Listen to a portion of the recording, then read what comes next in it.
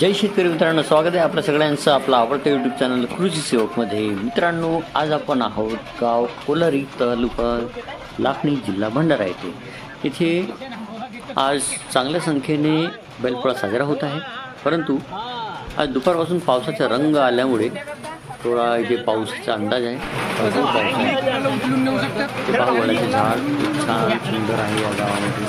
बाजूला तळं आहे आणि गावच्या चौकामध्ये हा पोळा भरत आहे। तर चॅनलवर नवीन असाल तर कृपया चॅनलला सबस्क्राईब करा आणि गर्दी ऑप्शन जमत आहेत। आपल्या जोड्या बघूया, आनंद आहे।